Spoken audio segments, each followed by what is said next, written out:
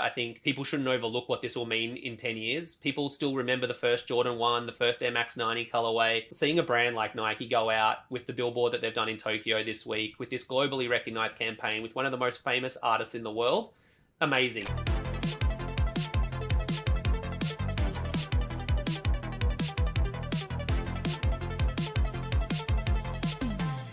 Humans, myself included, are weird. We love collecting things and always have pretty much since the dawn of time. It's a strange and fun thing that humans just love to do.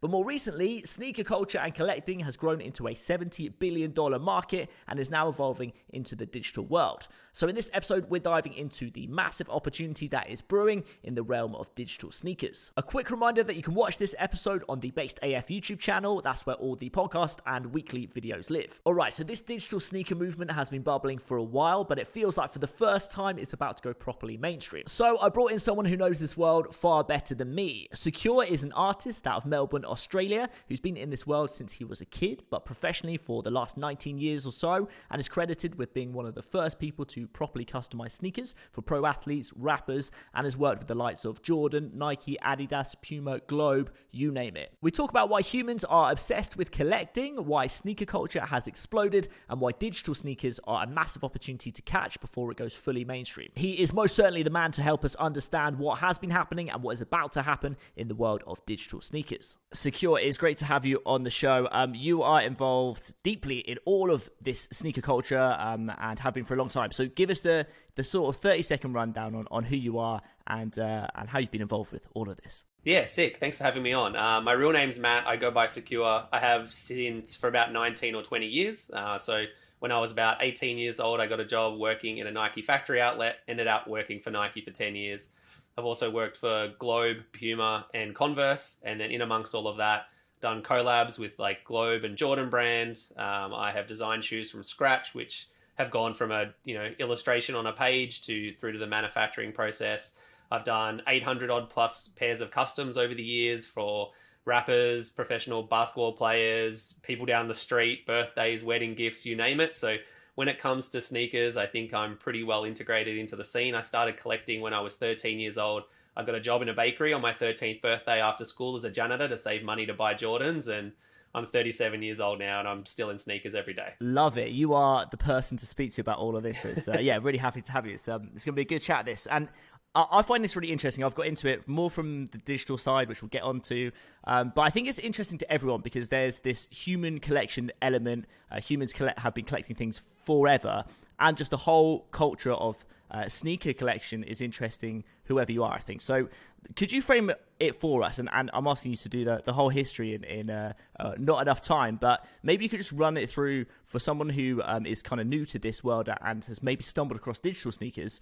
Where did this all start? Maybe you could just give us a bit of the history throughout. Yeah, easy. I'll try and make a 2-hour lecture 2 minutes for you. But I think essentially, like, for me, the collecting side evolved out of many different things, right? So you have 2 or 3 things that came together that really made sneakers what they are today. And for me, it was the emergence of hip hop and basketball, which were like just undeniably a driving force in what made sneakers what it is today. The evolution of collecting from like basketball cards and everything, toys and all the things that young men typically would collect in the 70s, 80s, and 90s. And then the emergence of fashion from a male point of view, spurned by hip hop and everything else as well. So for me, like sneaker culture really personally was connected to basketball. I was a massive basketball Michael Jordan fan, as a lot of people were in the mid 90s and early 2000s. And I think the everyday sneaker really was like changed or driven to connect you to like a personality type, right? So like people would wear Puma suedes if they were breakdancers, you would wear Jordans if you played basketball. And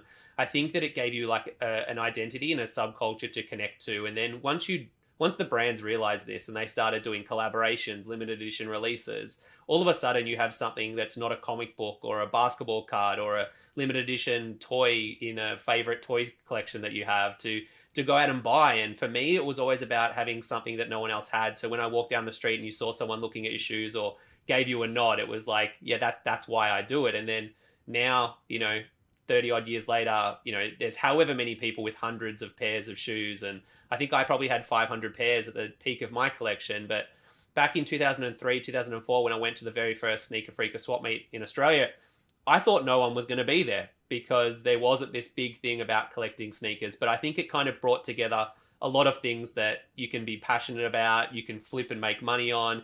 There's always that desirability with hype and scarcity. So it really was driven, I would say, from like basketball, collectability culture, and then hip hop. And then once all those things got together, you all of a sudden had the emergence of a new culture in the late 90s. And in the early 2000s, once collabs and everything came in, it just exploded and became what it is today. Yeah, interesting for sure. And for like just, for humans collecting stuff, and you mentioned a lot of it there, but what are like the core reasons, do you reckon? Like part of it's maybe personality and expressing yourself. Part of it's maybe scarcity of having something that other people don't have. Maybe that's status, maybe that's flex, and maybe part of it's capturing a moment in time. These things often from like our teenage years or throughout growing up. If you're really into basketball and there's an amazing moment and you have a collectible that reminds you of that moment. Are those kind of the core reasons why most people collect, would you say? Yeah, I think for me it was kind of two driving things. One was a sense of nostalgia. So once I got old enough that I had disposable income, I wanted to go back and buy all the things I couldn't have as a kid. And for me, my best friend in primary school was a model for Stussy. And he always had brand new sneakers, and my family couldn't afford new sneakers. So, like I said, I got a job when I turned 13 after school to buy Jordans. And once I got to like 18, 20 and I was working there, for me, it was the hunt of the nostalgia to go and acquire things that connected me to a point in time. Or, I remember Toby had this, so I wanted to go and grab those shoes and have them as an adult. And it was a nice like time stamp for me. The other thing is, I think there's like a real desire in the pursuit of anything, right? And I think if you're hunting a rare pair of sneakers or trying to find a deal or trying to, figure out where your place is in that, I think the pursuit of anything, scarce or limited. I can't tell you how many times I spent 2 years trying to find a pair of shoes, got them in the house and then put them in the wardrobe and not looked at them for 5 years. It's almost the hunt, right? And then I think for me too, it's like back in the day, which was really funny in the early 2000s, like we all had like sneaker personas. There was the guy who wore like Nike ACG stuff. There was the Air Max 90 guy. There was the Dunk SB guy. I wore Puma discs and Air More Up Tempos and like 90s basketball style. So like you really kind of identified people by the style of footwear they were having. And then back then, man, the internet, you had to go to Hong Kong to buy stuff, Singapore, Japan. So any true sneakerhead traveled with an empty suitcase and brought back something special when they went away. Yeah, I love that. Like the whole nostalgia element. And I feel like I kind of missed out on, I would have loved to have been a sneaker collector and maybe I still can now. But it really is reminding me of those early days. And for me, it was like skateboarding and going around my mate's house playing Tony Hawk's Pro Skater and all that stuff and skateboarding every weekend. And I always had the friend who was getting the new stuff as well. There's always someone in the friend group who has like all the latest stuff. And yeah, as you get older, that really connects. So you can maybe go and buy a few of these things that you couldn't before, which is cool. I think you've mentioned it, but could you tell us your first sneaker purchase? Was that the one that you saved up for when you were working in the bakery? What was that and kind of why was that like an important buy for you? It was. And you mentioned skateboarding. I probably should have mentioned that earlier with graffiti as probably two other things that helped, explode this to where it is now. But to answer that question specifically, it was a fire red Jordan 14. And yes, it was the first shoe I bought with my money after working in the bakery. So the Jordan 14 was the first Jordan that I could afford to pay for with my own money.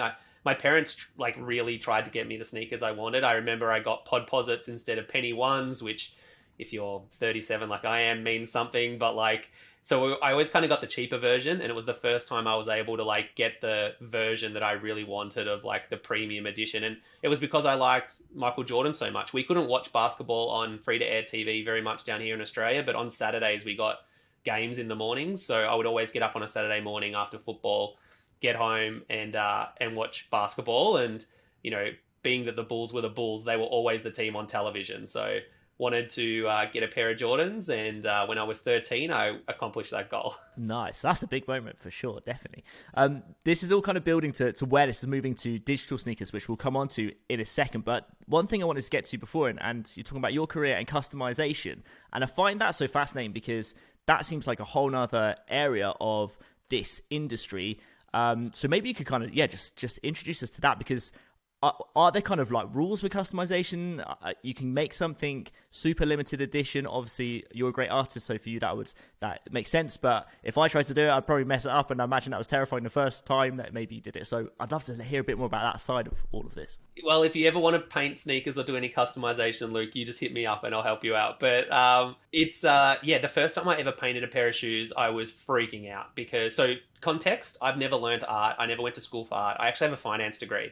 But I was a graffiti artist from about 16 because for me, doing graffiti, it wasn't about vandalism. It was about creating something and having like a photograph to show for my hard work rather than like a balanced spreadsheet. And I just found that was a lot more rewarding to me as a person and as an avenue with my friendship groups. Like that was the only version of art that like existed in my world. So I would go out 5-6 nights a week painting and then go to uni in the mornings. And I think the customization begun because I got to an age where I was like, man, I really don't want to get arrested or get in trouble for this. I like to travel. Like I want a good job. I'm still thinking I'm going to work in a bank, right? So I'm like, well, I don't think a bank will hire me if I've got a criminal record. So I remember it vividly. Sin City is one of my favorite graphic novels I ever read. I used to read comic books as a kid, and I knew that Nike would just never make a Sin City dunk. It just made no sense. So I was working at the factory outlet one day and I got a triple white pair of dunk samples for like, it was like 80 or $100. And I was like, YOLO, we're just going to give this a go. I didn't know what paints to use. I don't think I'd used a paintbrush for 10 years. And I literally just gave it a go. I still have the shoes to this day. So I've kept them and they're like very special to me. But it was literally just an idea to combine two things I love together. And that's kind of always worked well for me in my career. So I ended up going on and doing gallery museum shows. And, I've been doing custom sneakers for 19 years and designing toys and all these sort of things. But if I didn't paint that first pair of shoes, I don't think I ever would have had those opportunities. So customizing shoes has exploded. In the early 2000s, there was only 2 people in the world doing it full time, me and a guy I call my big brother Sabotage in Singapore. And I would say that regardless of our participations, custom sneakers would have become what it is today. But I would say that we are kind of 2 of the founding fathers of why everyone knows custom sneakers exists. I think Mark won the Nike Talk custom sneaker competition in 2005. I won the Soul Collector competition in 2007. And then it kind of started to blow up after that. And it's been a wild ride, man. I sit here and you can probably see some sneakers over my back, like shoulder. Like I sit here painting shoes, looking at shoes, drawing sneakers every day. And it's not a bad way to use a finance degree, hey? Yeah, it's a cool combo, man. And I can see how the NFT and crypto side probably comes into this in a second. It's all these roots of that. Is there anything that you'd like to show us behind you or anything? Or is there anything that we I just finished these for Punk 4901. So nice. That is unreal. So they're cool. And then just to prove that they are wearable, this is a pair of Deadfellas Customs. So I've worn these like, I don't know, 7 to 10 times. So like they're all fully wearable. And I think that's the whole point. And to your point about like desirability, collectability, scarcity, I think as soon as the NFT communities figured out like who I was, because I'd participate in so many communities, sneakers, one pair, like one of a kind of like mixed in. And now I'm doing a whole bunch of NFT customs. So yeah, that's sick. They look amazing. They are really, really thank you. Obviously, next level stuff. All right, this is great because now we have some context of you and also the history of sneaker culture and customization and stuff as well. So it brings us nicely onto kind of your collection and into digital stuff as well. You showed us some stuff there. Could you tell us a bit more about your collection? We'll start with physical and then maybe rolling into digital, just stuff you love. Maybe there's your top 3 sneakers or yeah, I'd love to get into your collection. Oh, that's like trying to pick your top 3 favorite movies, Luke. It's hard. I think for me, so I got up to about 500 pairs at my peak when I was working at Nike. You just accumulate shoes. I think for a big part of my life, I was buying probably 2 or 3 pairs of shoes a week. Which sounds like super reckless, which I can appreciate. But I think when you're so immersed in it and it's a part of your lifestyle, and working for Nike, you get 50% off. So like, it becomes easier to acquire and justify the spend. So I was always a Jordan guy. Then I got into Nike SBs. Underlying all of that, I wore a lot of Puma disc. It's not a very popular style from a collectability stance, but for me, I just love that they were different and you couldn't get them in Australia. So whenever I went to Hong Kong or Singapore or Malaysia or Japan for work or appearances, I'd always bring back Puma discs because they were so different to what anyone else wore down here. I have a soft spot for New Balance 574s because I used to wear them when I used to do a lot of graffiti. So I was like quite varied as a collector, and I think I kind of just ended up trying to hunt scarcity, which Nike SB tapped into so well. So being that if you know about skate, like SB just was the biggest thing in the world for so long, and it's actually just had a massive resurgence in the last year and a half as well, which has been great to see. Sabotage, I mentioned earlier, actually has a pretty iconic SB collab. So yeah, for me, I think I got up to about 500, and then Luke, to be honest, shoes degrade, right? Like they don't last forever. So when I left Nike, I was like, so you can't sell shoes when you work at Nike. You get fired immediately. So you get terminated. So I had hundreds and hundreds and hundreds of pairs of Nike shoes. And honestly, Luke, I have a finance degree, became financially irresponsible to own that many pairs of shoes. So I'll give you an example. I went to the original Nike Yeezy launch party and I got a pair of Nike Yeezys for like $250. They were like $4,500 by the time I stopped working at Nike. And I'm like, if I wear that shoe once, it's worth $1,000. So if I just sell it, it's $4,500. Well, I was trying to buy a house, Luke. So I ended up selling all my shoes. No judgment here. Yeah, that's fair. Hence the studio. And then it was interesting because I wasn't a reseller. The whole concept of reselling didn't exist in the early 2000s. So I just had size 10 of everything. And so yeah, ended up piecing that out over 6 months to a year and got down to probably about 100. I'm probably back up to about 200 to 250 pairs, not including all my stock. So all my collabs and stuff where I stash 10 to 15 pairs of everything I design just as like a museum kind of thing. So yeah, it goes up and down. And then digitally, obviously, we have huge opportunities now in the space through Puma, Adi, Nike, Artifact, Lacoste. And then you've got guys like the Bricktopians doing 3D printed shoes, and Hoppers recently did a collab. So like there's so many ways that this space now crosses over. And I think that, you know, we saw this week with Artifact and other things that if we can indoctrinate and bring the sneaker audience over, it's going to be huge because 0.0001% of sneakerheads know what NFTs are right now. Interesting. Yeah, that's it really does feel like that moment, and we're seeing it, yeah, with dot swoosh and stuff. We'll talk about this stuff in a second with what Nike are up to. You don't have to say, but do you have a total value on your sneaker collection, and what would be your potentially like most valuable piece, would you say, if you want to share? To answer your question before, which I forgot to answer, my three favorite shoes would be the Jordan 14, just because of that nostalgic story. The Air More Up Tempo, which was Scottie Pippen's 1996 Dream Team shoe. I just love that sneaker. It's not a very collectible shoe, but same thing. I was 10 years old watching the Dream Team. I love Scottie Pippen. And then the third one is a pair of Dunks that no one cares about, that I just think is cool. It's a pair of Dunks designed by a store called Naught, and they're designed based on the Alcatraz prison and the 3 prisoners that escaped. So they have stingray skin on the side, wetsuit material. It's like an obscure shoe that no one cares about. I've been to Alcatraz and I just think it's a cool story. So they're probably my 3 favorites. When it came to reselling, I had 3 or 4 things that were really limited. I had obviously that pair of Yeezys I just mentioned, the original Nike ones. I had a pair of unreleased LeBron Air Zoom Gens, which were laser engraved in gold, which were just super scarce. And then I had quite a few pair of like player editions, which are basically pairs that are made specifically for NBA players to wear on court. So they usually have their initials on them or a very specific colorway that never gets into production runs. So it's very rare. I don't know if any of them would have sold for more than that 3 or 4 grand, like the Yeezy, but it had a few shoes in that basket.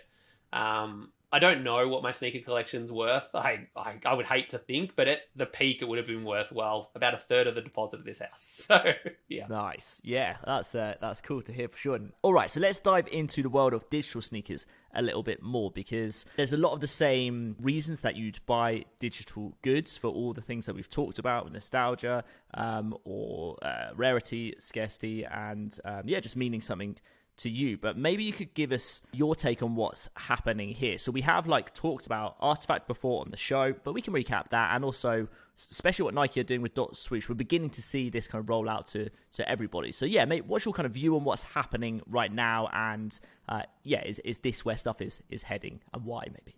Yeah, absolutely, Luke. So I guess what I can do is I've got 14 years of working for Nike, Adi, Puma, Converse, and Globe in my back pocket. So what I'm going to do is I'm going to put my corporate hat on and explain to you why I think they're doing it from a corporate point of view. And then I'm going to give you the customer point of view. So for me, at a corporate level, if we use Nike as an example, there's approximately a $9 billion secondary market trade globally on sneakers right now, of which Nike get no revenue, Luke, right? So they get no access to any of that money. It just exists purely for resellers. That is projected to be 30 billion by the end of this decade. So what do we do by providing digital assets before the physical assets? Well, you give people the opportunity, without having to ship the shoes, to trade their digital assets to the people that are going to redeem them. But what you really do is give Nike an opportunity to take 7 to 10% of every transaction. So I think if you talk about from a corporate point of view, what's going to drive it, well, everyone in the world already knows what the tick is. Everyone in the world already has basketball shoes. But what might they not have? A digital version of their sneaker collection. And is that going to be desirable? Well, it is if it's going to be interoperable with Fortnite or Roblox or whatever else, right? NBA 2K, for example, or whatever artifact are building. So I think from a corporate point of view, you have a gargantuan revenue stream available to you. If you look at the capsules that have been released within Fortnite as well, we know that gaming has a huge opportunity for revenue. And look, people spent $1 billion on raid passes in Pokemon Go last year. So the money's there. And big brands through esports have been doing things like making compression socks or gaming chairs or like doing Cloud9 t-shirts, which is great, but it ain't hitting the bank account in a major way. You got to get in the game. And to get in the game, your assets have to be digital.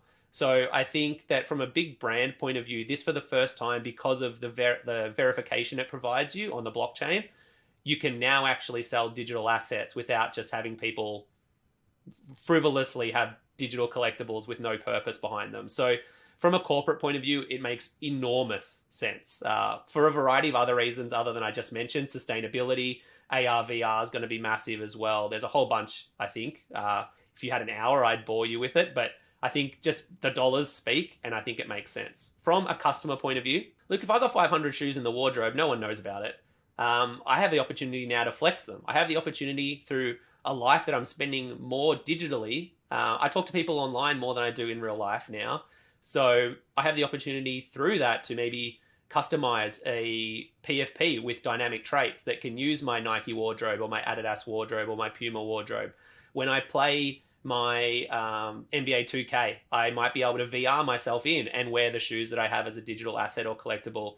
I think that, or I have the opportunity to have an awesome looking on cyber gallery filled with all my collectibles in it. And that becomes kind of like the background of my room, right? Only anyone online can see it at any time. So I think there's huge reasons from a customer point of view why it's exciting, but also from a brand point of view why it makes all the sense in the world. And that's why they're going on layer 2s, because ETH transactions are too expensive and you can't sell the digital Air Force One for $19.82 on ETH when a transaction today cost me $40. That is very well framed, because I've not heard anyone really contextualize it from the company point of view and from the user point of view, which is really helpful. So, and we talk about these experiences that are in the future.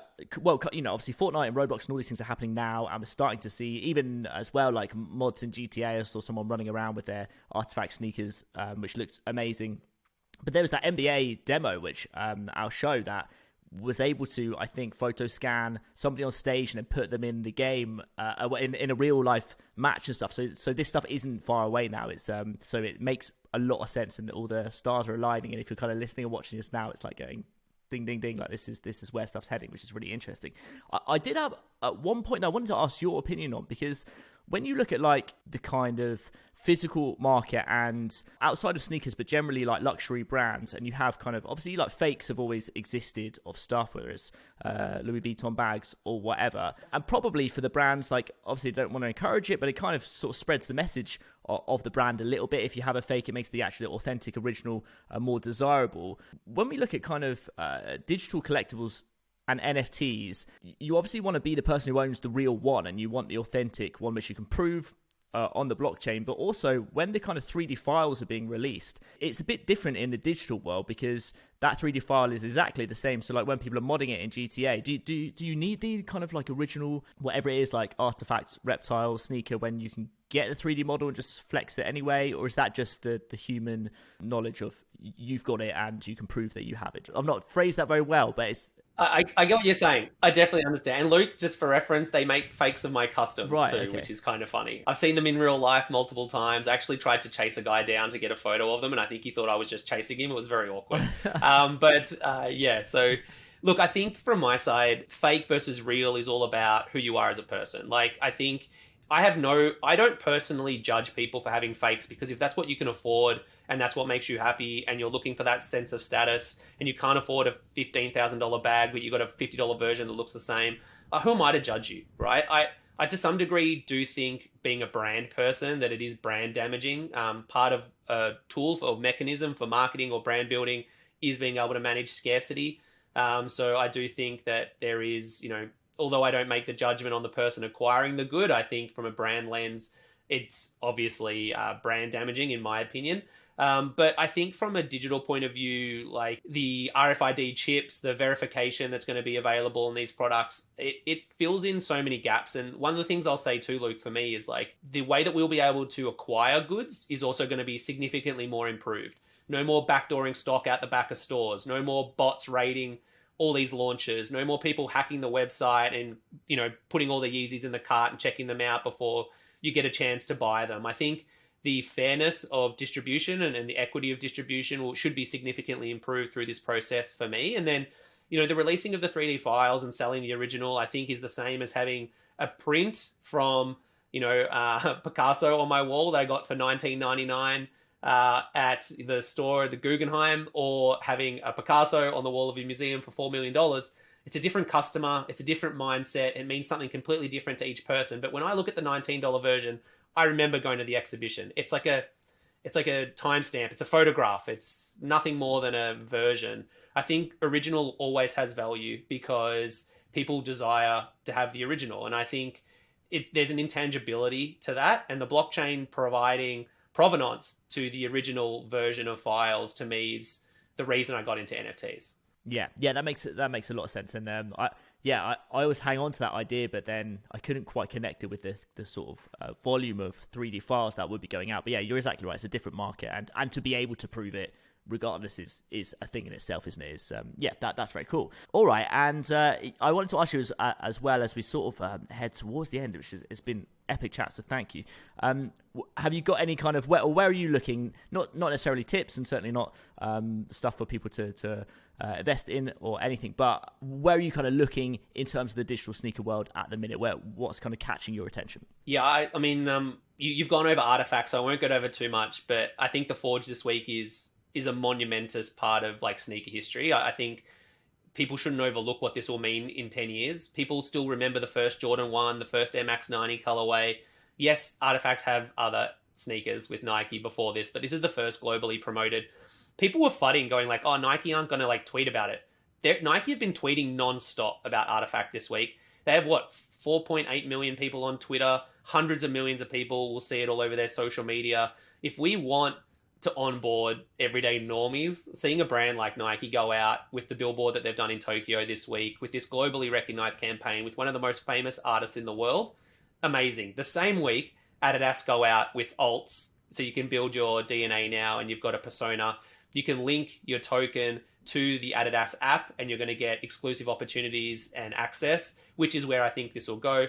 Puma is doing their redeemable sneakers, and you get artists now producing their own sneakers through 3D printing and stuff like Bricktopian. So for me, all of that leads into what I think will be the biggest one, which will be Dot Swoosh. I think Dot Swoosh will be the digital sneaker revolution. I think nothing as impactful as Dot Swoosh will probably happen in the last 15 years for sneakers, or the next 15. I think it's going to be that big. And I tell this story, Luke, of I was working at Nike when Nike started Nike SB and 6.0, which was their like extreme sport division. And everyone in skate called them culture vultures, right? They're like, we don't want you. There was articles in Thrasher about F Nike, and like, it was very common. Nike's the biggest skateboarding brand in the world now by a mile. It's not even close. I'd say they're probably 3 or 4 times bigger than anybody else. So they don't take L's. So for me, they're also big enough to force rules around interoperability, which is a massive problem we've got right now. File type, file size, digital like versions, right? Like what does interoperability mean? Because everything's different. Is it pixelated like a noun? Is it not? Is it like, so all these things I think for me have Nike are like aligning themselves to go, okay, we're going to own this space and we're going to rule it. And for me, I think acquiring some Air Force Ones out of this Nike drop isn't a bad idea. I think just part of sneaker history. I think there's a thing called the Nike Crypto Dunk out there, which is only like 0.1 right now, which is actually the first Nike NFT ever released. I've bought a couple because that's a piece of history. I think if we look at where this is going, I truly believe that we won't be lining up at Foot Lockers in 5 years' time to buy limited edition sneakers. You'll be buying them on your sneakers app as a digital collectible, which will then be redeemed at a point in time in the future. But you have the opportunity to trade that digital collectible between purchase time and redemption time, which means that Nike keeps skimming the whole way through the process like a skipping stone on a lake, mate. It's just going to be printing money. And for me, I like to be a part of things early, and getting anything that I'm passionate about or that I can connect to now, I think will be really beneficial down the track. But I'm looking forward to going to a Foot Locker, buying a Mel 05 and getting through a digital redemption station, a digital collectible version of that shoe that I could sell or play in games. And I think this is the world that we're getting into, right? Like we all do more online than we ever would have expected. We just need the barriers to success to reduce. My dad doesn't know why he waves his phone over a machine and money comes out. He doesn't care. And I think we need to get to a point like that, right? And we're not too far away. The tech that's being developed is amazing. So for me, I think it's going to be an everyday part of a sneakerhead's life in the not too distant future.